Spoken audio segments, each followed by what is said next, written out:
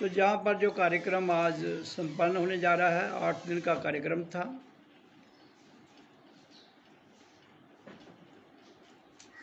जो नर या नारी जहाँ 8 दिन निरंतर आता रहा और उसने अगर पूर्ण समर्पित भाव में अंतःकरण से किसी प्रकार की औपचारिकता ना रखते हुए अगर सत्संग में लीन होकर सुना है तो वो 8 दिनों में ही उसका बदलाव हो जाता है।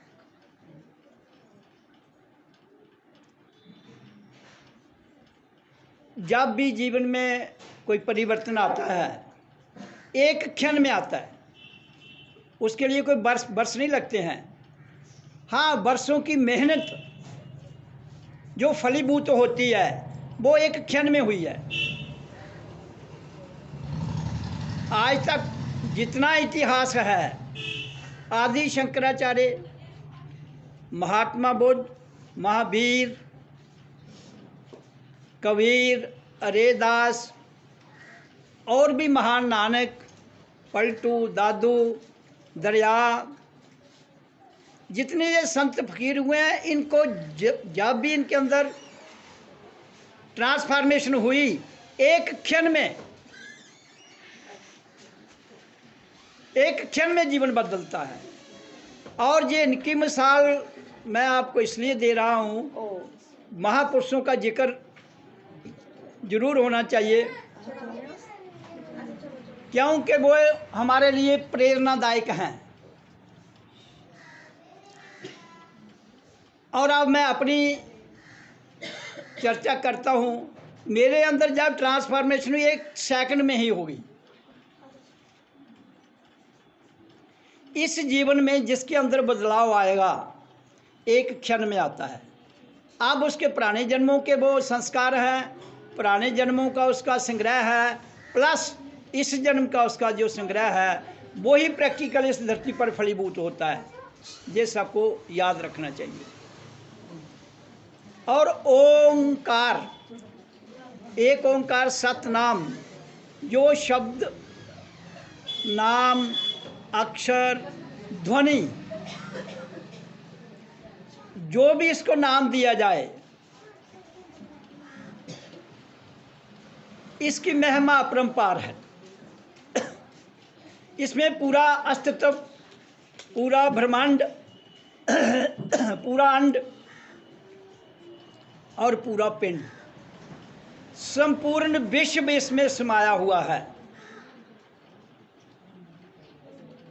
और इसका उच्चारण जो है जब हम व्याखरी ध्वनि में करते हैं, ये तो आपको एक छोटी सी डायरेक्शन दी जा रही है। अंततः ओंकार भीतर से ही प्रकट होता है। सत्संग में बताया गया आपको कि 2 प्रकार की आवाज़ ध्वनि होती है, एक आहत, एक अनाहत। आहत होती है 2 चीज़ों के टकराने से जो आवाज़ पैदा होती है, उसको आहत ध्वनि कहते हैं। और जो बिना, जो एक ही ताल से, एक ही हाथ से प्रकट होती, जो 2 से ना टकराए, उसको अनाहत ध्वनि कहते हैं। तो ओंकार की ध्वनि मैंने बहुत बार सत्संग में बताया है कि दुनिया में यही एक ध्वनि है जो अनाहत है, जिसको कोई भी टकराव से नहीं बजाई जाती। तो इसलिए जो प्योर है, जिसमें पूरा विश्व का अस्तित्व समाया हुआ है, उससे बड़ा कोई नहीं है। आप अपनी कल्पना के आधार पर कितने ही मूर्तियां खड़ी कर लो, कल्पना के आधार पर कितने ही मठ मंदिर बना लो, कल्पना के आधार पर कितने ही मस्जिद, गुरुद्वारे, गिरजाघर बना लो, इन सब का समावेश आप हैं। आपके भीतर ही गुरुद्वारा है, आपके भीतर ही मंदिर है, आपके भीतर ही मस्जिद है, आपके भीतर ही पूरे संसार का ज्ञान ग्रंथ, आत्मा, परमात्मा, अल्लाह, वाहिगुरु, कोई भी दुनिया की ताकत है, भीतर झांकिए और उसको साक्षात कर लीजिए और उसके दर्शन कर लीजिए। वो उसके दोनों स्वरूप हैं, साकार भी है, निराकार भी है। ये अब आप पर निर्भर करता है। अगर आप कुछ भी नहीं सोचेंगे, भजन करते वक्त कुछ भी नहीं सोचेंगे, तभी इसका प्रभाव होता है। जो आदमी कोई कामना ना रखते हुए, कोई कामना ना रखते हुए, कल भी मैंने कहा था, आज फिर कह रहा हूं, भजन करता है वो ही सत्य है।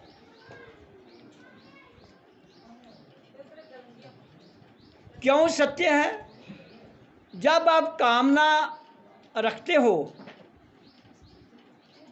तो फिर कोई ना कोई कामना एक बाधा है। आपकी मंजिल की ओर कामना, इच्छा जो है, एक बहुत बड़ी रुकावट है। इसलिए वो रुकावट जिसने हमें पैदा किया है, जिसने हमें ये दे दिया है, जिसने हमें ये संसार में भेजा है, वो कोई ताकत तो है। वो ताकत हम सबके भीतर है, और जब तक वो ताकत है आप जिंदा हो, जब तक वो ताकत है आप बात कर सकते हो, जब तक वो ताकत है आप ज्ञान दे सकते हो, ज्ञान बांट सकते हो, प्रेरणा दे सकते हो, सुन सकते हो, सुना सकते हो, खा सकते हो, पी सकते हो, बात कर सकते हो, और फिर दुनिया तब तक ही आपसे प्रेम करेगी। जिस दिन अस्तित्व निकल गया, कोई कितना भी किससे प्रेम करता है, वो कहता है इस लाश को हटा दो। क्यों कहता है? शरीर वो ही है, अंग वो ही है, सब कुछ वो ही है। भीतर से एक ऐसी ऊर्जा निकल गई जिसके अंदर इतनी अट्रैक्शन है, तो जो उसका आकर्षण है, जो उसकी अट्रैक्शन है, वो विराट में है। और वो आकर्षण जब हमारे भीतर सीमित हो जाती है तो हम भी उसके साथ सीमित हो जाते हैं। लेकिन हमें उस सीमित से फिर दोबारा और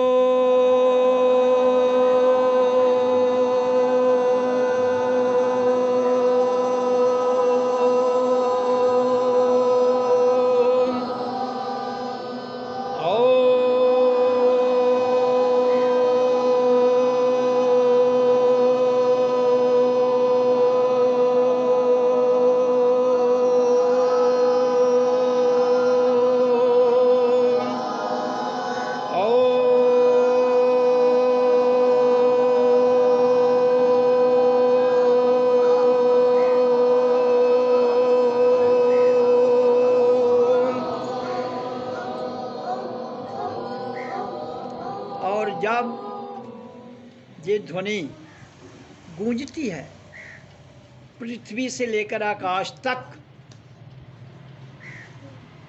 पृथ्वी से लेकर आकाश तक जितनी भी शक्तियां हैं, वो किसी भी आकार में हों,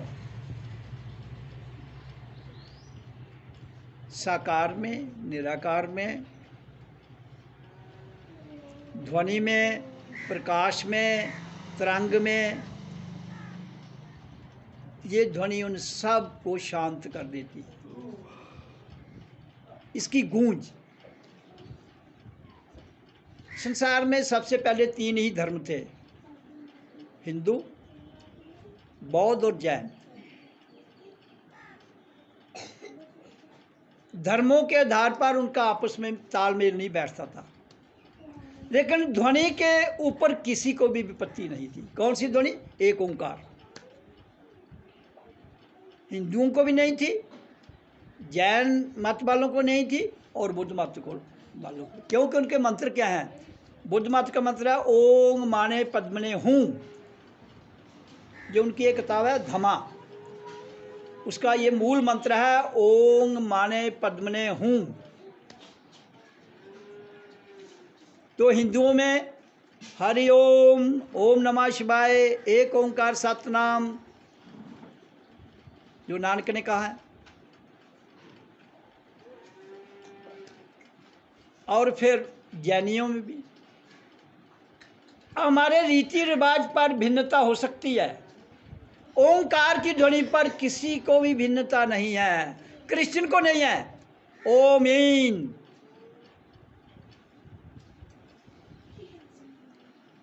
तो जैसे ओम को अंग्रेजी में कहते हैं omnipotent, omnipresent, omniscient, ये 3 शब्द है इंग्लिश में भी।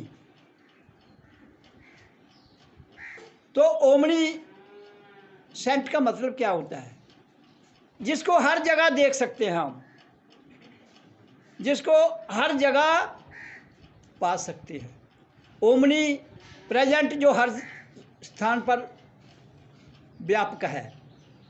ओमनी पोटेंट जिसके अंदर हर स्थान पर पूरी ऊर्जा है। Energy neither created not destroyed, ऊर्जा ना तो कम होती है ना ज़्यादा होती है। हमने ऊर्जा को प्राप्त करना है, उभार कर हम कितना उसको ले सकते हैं उसकी कोई सीमा नहीं। जो कुछ धरती पर मैंने कहा है, जब सृष्टि की रचना हुई जिस दिन, सब कुछ उसी दिन से आया है। ये ओम कोई नया थोड़े है। सृष्टि की रचना के साथ ही ओम की ध्वनि आई। इसलिए ओम के विषय में कभी भी मतांतर कोई भी इस पर वो बहस नहीं कर सकते। हाँ, इतना जरूर हो सकता है कि जो एक ध्वनि अंदर से सुनने की ध्वनि है, एक्चुअली हम तो इसको रिपीट कर करके एक ऐसी ध्वनि में ले जाना चाहते हैं, आहत से अनाहत में। ओंकार अपने आप में पूर्ण है हर प्रकार से। कामना में क्यों कहता हूँ नहीं रखनी है? क्योंकि इसके अंदर सब कुछ है। जिसके अंदर सब कुछ है वह फिर मांगने की जरूरत क्या है? मुझे ये तो बताइए ना। और मांगना किस लिए है? इसलिए जो भक्ति मांग कर की जाती है वो आपके लिए घातक सिद्ध हो सकती, किसी के लिए भी, ये याद रखना। जिस भक्ति में कामना है वो भक्ति घातक सिद्ध हो सकती है।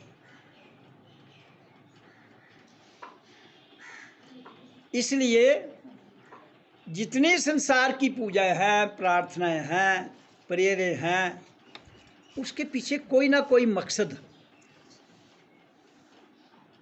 तो जहाँ मकसद है वहाँ प्रेयर नहीं है।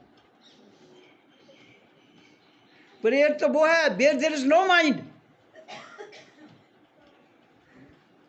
Where there is no intellect, where there is no thought, जहाँ मन नहीं है, बुद्धि नहीं है, विचार नहीं है, वो प्रेयर सफल होती है। बाकी सारी की सारी प्रेयरें धराशायी हो जाती है जीवन के रहते हुए, या जीवन खत्म हो जाता तो तब भी। तो इसलिए मैं आपको बताता हूँ, भक्ति में काल बहुत बड़ी आड़ा है। काल हमेशा आपके आगे रुकावट खड़ी करेगा। अब आपने उसको काटना कैसे है? शब्द की ध्वनि से, और कोई ताकत उसे नहीं काट पाएगी। संसार के छोटे छोटे तांत्रिक विद्याएं, यंत्र विद्याएं, मंत्र विद्याएं कुछ हद तक रिलीफ दे सकती हैं। ये नहीं कहूँगा मैं कि संसार की जो चीज़ है उसके अंदर कोई गुण नहीं है। किसी लिमिट तक उनके अंदर संभावना है कि वो आपको तसल्ली दे दें, लेकिन अल्टीमेट वो तसल्ली आपके साथ कभी भी आपके अस्तित्व को पहचानने में मदद नहीं कर सकती।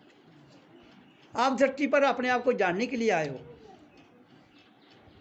तो जब तुम जान ही नहीं पाओगे इस जहाँ आकर के मैं कौन हूँ, तो वो तो पशु भी नहीं जान सकता है। फिर पशु और तुम में अंतर क्या रह जाता है? पशु भी नहीं ना, क्योंकि उसके अंदर विकसित होने की ताकत नहीं है। पशु के अंदर, पशु के अंदर ज्ञान प्राप्त करने की ताकत नहीं है। वो अपना एवोल्यूशन नहीं कर सकता है। जैसे आएगा वैसे चला जाएगा। अगर इंसान ने भी वही कार्य करना है धरती पर, जैसे आया वैसे चला गया, फिर पशु और चलती फिरती लाशें इस धरती पर ये सारी दुनिया है, अगर वो अपने आप को रियलाइज नहीं करती है। चाहे वो किसकी भक्ति करती हो, किसकी पूजा करती हो, मुझे उससे कुछ लेना देना नहीं।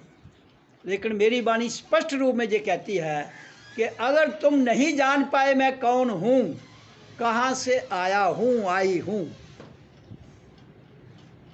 किस लिए आई हूँ, अगर इस बात की समझ ना आए, आप कितने भी ऊंचे पद पर हैं, आप कितने भी धनी हैं, आप कितने ही शोहरत वाले हैं, वो केवल आपके शरीर के साथ ही मलिया मेट हो जाएगी। 2-4 पन्ने जरूर लिख दिए जाएंगे। इतिहास पन्ने को लिख देगा, इतिहास में चलते रहेंगे। इसलिए आपको इतिहास बनाने की ज़रूरत नहीं है, आपको अपने आप को जानने की ज़रूरत है। काल मृत्यु को साक्षात देखिए, और वो ताकत केवल ओम नाम के भजन में है, जो आपको यहाँ खड़ा कर देगा और आपका जो शरीर है सामने पड़ा होगा। साक्षी भाव, तो वो साक्षी भाव जानने के लिए आप यहाँ आए हैं। इसलिए मैं कहता हूँ कि अपना समय बर्बाद मत करो। 24 घंटे का समय है, 6 घंटे रेस्ट करो, 12 घंटे काम करो, 6 घंटे जो बच जाते हैं वो भजन में दो। ऐसा होने से ही दुनिया में संभव है शांति आएगी। नहीं तो आप कितने ही ड्रामे कर लो, कितने प्रकार की आपकी मान्यताएं बना लो, शांति नहीं आ सकती। शांति का अस्तित्व ही ओम के अंदर है। कभी कभी हमारे सत्संगी ही आपस में चर्चा करते हैं, बोलिए आप कहते हो कि ओम के अंदर शांति है, इतने कुछ अंदर शांति नहीं, सब उठकी आ गई। तो मैं कहता हूं कि इनके अंदर क्या क्या भरा हुआ है, वो निकलेगा तो शांत हो जाएगा ना। जो निकला उसकी जगह और तुम भरते जाओगे तो फिर कैसे काम बनेगा। ओम निकाल रहा है, तुम भर रहे हो, मसला तो हल ना होगा। इसलिए मेरा तुम्हारे अंदर फिर कोई कामना है भरने की, तो ये कामना मुक्त मंत्र है, ये कामना मुक्त ही शब्द है। इसलिए इसको जब भी करना है, आपका ध्यान शरीर मन बुद्धि, ये जो आपके भीतर ज्ञान इंद्रियां हैं, स्थूल में सूक्ष्म में, किसी की ओर भी आप केवल ध्वनि सुननी है आपने।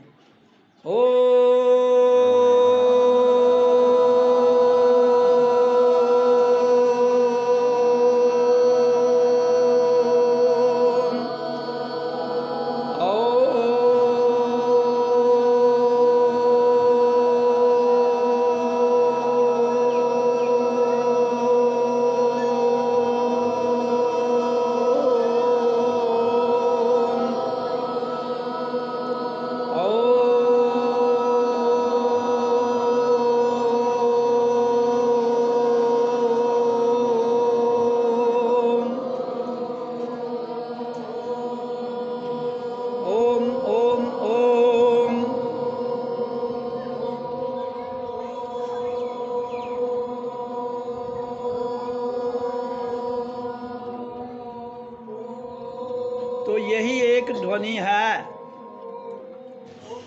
जो आपको खाली कर सकती है। इसलिए जो खाली हो जाए उसको मत भरिए।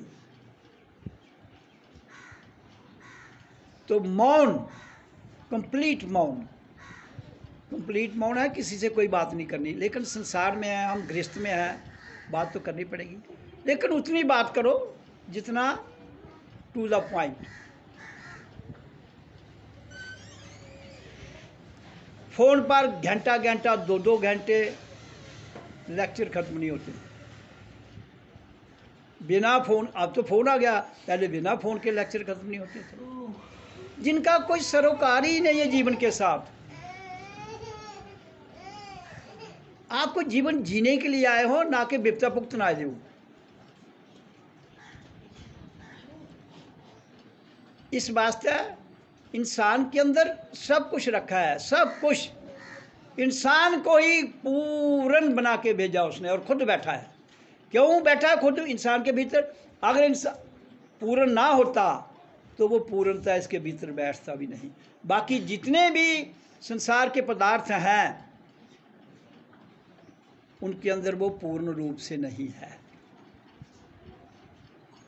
उनके अंदर कोई ना कोई तत्व कम होगा। सीखने की शक्ति, बोलने की शक्ति, प्रेरणा देने की शक्ति स्वयं इंसान के किसी के पास नहीं है। तो इसलिए हम सब जहाँ जो बैठे हैं इंसान ही है ना। अगर इंसान के स्वरूप में हम किसी और का चोला पहन ले तो जो देह धारण किया है उसके साथ ये इंसाफ नहीं है। तो उसका अर्थ क्या हुआ? तो फिर हम खुद के साथ ही इंसाफ नहीं कर रहे हैं। अगर हम खुद के साथ इंसाफ नहीं कर सकते तो दूसरों के साथ इंसाफ कैसे कर पाएंगे? मैं एक छोटी सी बात सुनाता हूँ आपको, ज़्यादा लंबी नहीं। एक व्यक्ति था, वो क्या करता था कि उसने आप उसके 10-20 फुट दूर कोई चीज़ रखो, अपनी वाइब्रेशन से, अब लोहा रखो उसको टेढ़ा कर देता था, पत्थर खड़ा करो उसको तोड़ देता था, कोई हाथ नहीं लगाना उसने।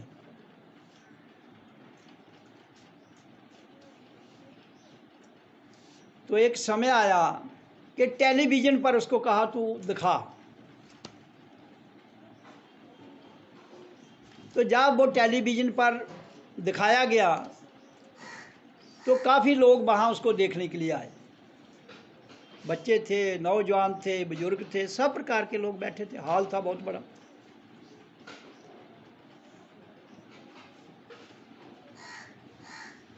तो जब आदमी टेलीविज़न पर कोई काम देखता है तो वो खुद भी करता है। देखने के बाद सब ने भी प्रयोग किया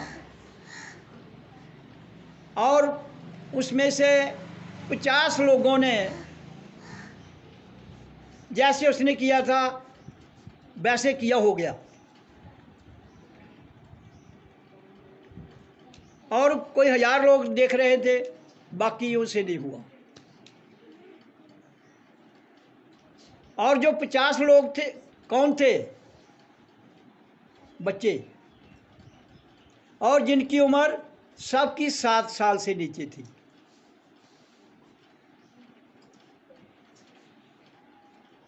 उसका कारण क्या है कि जब बच्चा 7 साल से नीचे है उसके अंदर कोई काम वासना की प्रवृत्ति नहीं होती है। 7 साल के बाद 14 साल के भीतर काम वासना जो है ये अपना पूर्ण रूप ले लेती है। इसलिए फिर इंसान जो है वो उसमें डूब जाता है। तो ओंकार की ध्वनि के लिए भी आपको कहाँ जाना पड़ेगा? 7 साल से नीचे की अवस्था में। फिर आप इसका उच्चारण कीजिए, फिर इसका नज़ारा, इसका आनंद, इसके अंदर क्या क्या है प्रत्यक्ष आपके सामने आएगा। और अगर कामना, इच्छा, कोई भी चीज़ हो गई तो वो आपकी जितनी भी एनर्जी है, एनर्जी तो एक है ना, एनर्जी आप बात करने में लगा लो, एनर्जी आप खेत में गुड़ाई करके लगा लो, वो फिजिकल एनर्जी है तो वो सब साउंड, लाइट एंड वाइब्रेशन की कन्वर्शन है। जब फिजिकली करते हैं तो शरीर का इस्तेमाल है, जब हम बोलते हैं तो ये दिमाग और बुद्धि का काम है, जब विचारों का संग्रह करते हैं ये मन का काम है। तो इसलिए जितना भी हमारा जीवन का सिस्टम है उसको किसी ने खराब नहीं किया है, हमने खुद ही, क्योंकि प्रकृति का निजाम है। आपका जो कद बढ़ता है कोई खींच के थोड़े बढ़ाता है, बढ़ रहा है ना। आप जवान होते हो जाते हो, कौन कर रहा है? आप नहीं कर रहे हो, ऑटोमेटिक हो रहा है।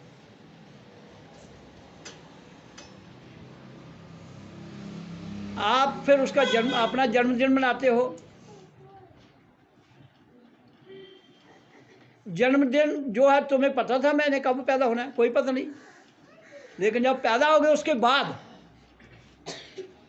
मैं जवान हो गया हूँ, तुम्हें थोड़े पता था कब जवान हो जाऊंगा। तो ये सारे जो रहस्य हैं जीवन के रहते हुए, तुम इस ओंकार की ध्वनि में साक्षात करके अपने आप को पूर्ण जान सकते हो। जहां तक कि आप अपने पुराने जन्मों का रहस्य भी जान सकते हो। लेकिन हमने पुराने जन्मों की चर्चा मैं इसलिए कर रहा हूं कि इसके अंदर कितनी ताकत है, इसके अंदर कितनी ऊर्जा है, इसके अंदर कितना ज्ञान है, इसका कितना बड़ा रहस्य है शब्द का। लेकिन वर्तमान में तो इसको करो और खुद को जान लो ताकि जीवन बदल जाए।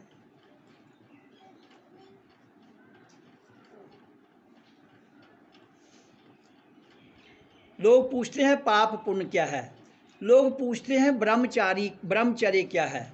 मैं कहता हूं जिस दिन तुम ब्रह्म ज्ञान में चले जाओगे पाप पुण्य से मुक्त हो जाओगे और उसी दिन तुम्हारा ब्रह्मचर्य साक्षात हो जाएगा।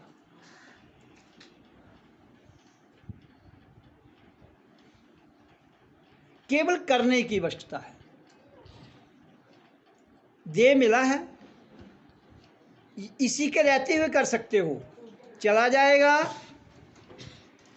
फिर नहीं होगा, फिर दोबारा देह धारण करना पड़ेगा, क्योंकि खलु धर्मे माध्यम शरीरम, छोटे से छोटा बड़े से बड़ा काम करना है तो शरीर का होना जरूरी है। शरीर नहीं है ना मंत्र हो सकेगा, ना काम हो सकेगा, ना मेडिटेशन होगी, ना ध्यान लगेगा, ना समाधि, कुछ भी नहीं। तो इसलिए इसका उच्चारण कीजिए। अब 8 दिन जहाँ प्रोग्राम दिया है, सुना है आपने, अब घर में है आप लोगों ने, उच्चारण जरूर सुबह दोपहर शाम रात, 24 घंटे में कह रहा हूँ ना, वो 24 घंटे में समय आपको खुद चुनना है। तो वो समय चुन के समय कर लीजिए, फिर आपका जीवन बदल जाएगा।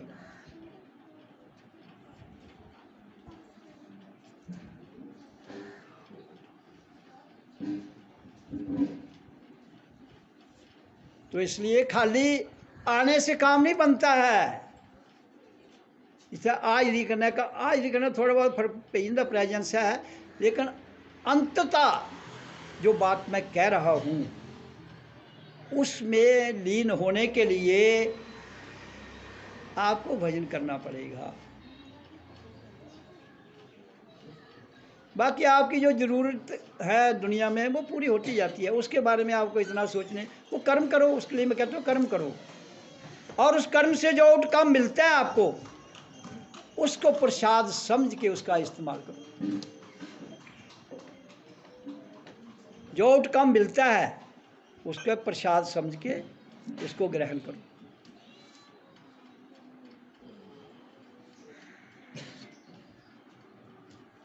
तो जीवन आपका साक्षात हो जाएगा, जीवन आनंदित गुजरेगा, जीवन जीने की कला आ जाएगी, और फिर कोई भी आपको भ्रमित नहीं कर पाएगा। हिंदुओं में ब्रह्मा विष्णु शिव 3 शक्तियों को मानते हैं ना, तो वो आपकी नाभि में ब्रह्मा है, हृदय में विष्णु है और बिरकुटी में शिव है। लेकिन आपका शरीर यहाँ नहीं खत्म हो गया, इसके ऊपर भी है। यू कैन गो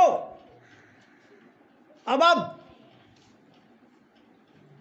इनसे ऊपर आपका अस्तित्व है। तो अपने अस्तित्व को जानने के लिए आपको मूलाधार से, नाभि से, हृदय से, भ्रिकुटी से, त्रिकुटी से आगे की यात्रा पर जाकर अपने लक्ष्य को भेदना पड़ेगा। रुक गए, नाभि पर रुक गए तो उत्पत्ति के चक्कर में पड़ जाओगे ब्रह्मा। हृदय में रुक गए तो विष्णु पालन पोषण के चक्कर में ही खत्म हो जाओगे। शिव में पहुंच गए तो लोगों को मैंने भला करना है, उसी चक्कर में खत्म हो जाओगे। वो प्रकृति का निजाम है, वो चल रहा है, तुम्हें उससे क्या लेना देना। आप अपना कर्म करते जाओ, तुम इनसे परे हो। इसलिए अपने जीवन को सफल बनाने के लिए आपको मेहनत करनी है। तो ज़्यादा समय ना लेते हुए मैं अपनी वाणी को विराम देता हूँ।